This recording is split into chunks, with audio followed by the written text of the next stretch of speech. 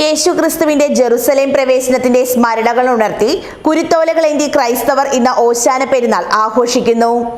പീരുമേട്, ഏലപ്പാറ തുടങ്ങിയ വിവിധ മേഖലകളിലെ ക്രൈസ്തവ ദേവാലയങ്ങളിൽ ഓശാന തിരുക്കർമ്മങ്ങൾ ഭക്തിയാദരപൂർവ്വം നടന്നു. സഹനത്തിന്റെയും കുരിശുമരണത്തിന്റെയും ദിനങ്ങളായ പീഡാനുഭവ വാരത്തിന് ഇതോടെ തുടക്കമാകും.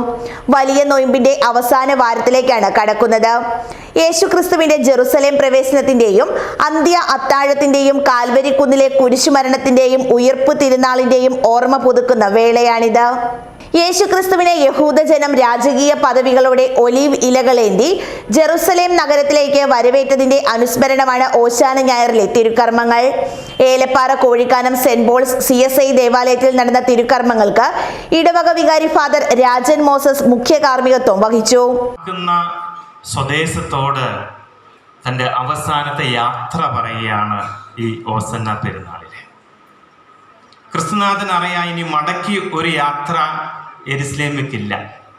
കാരണം തൻ്റെ യാത്ര കാൽവരിക്കുന്നിലെ ക്രൂസിന് മുന്നിൽ കണ്ടുകൊണ്ടാണ്.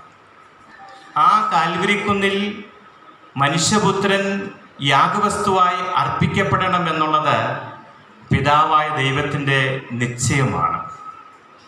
അതുകൊണ്ട് തൻ്റെ പിതാവിൻ്റെ ഹിതത്തിന് വഴങ്ങിക്കൊണ്ട് വളരെ സമർപ്പിതനായി, വളരെ സൗമ്യനായി, വളരെ ശാന്തനായി, വളരെ വിനയത്തോടു കൂടിയാണ് ക്രിസ്തുനാഥൻ ഓസന്ന പെരുന്നാളിൽ തൻ്റെ യാത്ര അവൻ യെരുശലേമിലേക്ക് നയിക്കുന്നത്.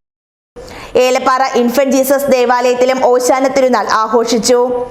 ഓശാന ഞായർ സമുചിതമായി നടന്നു. ഇടവക വികാരി ഫാദർ ജോസ് മാനുവൽ മുഖ്യ കാർമ്മികത്വം വഹിച്ചു. ഇടവക കീഴിലെ നിരവധി വിശ്വാസികളാണ് ചടങ്ങുകളിൽ പങ്കാളികളായത്. അൽഫോൻസ ദേവാലയത്തിലും ഓശാന തിരുനാളിന്റെ ചടങ്ങുകൾ നടന്നു. തുടർന്ന് കുരുത്തോല പ്രദക്ഷിണവും നടന്നു. നിരവധി വിശ്വാസികൾ ചടങ്ങുകളിൽ പങ്കെടുത്തു. News bureau, Elappara.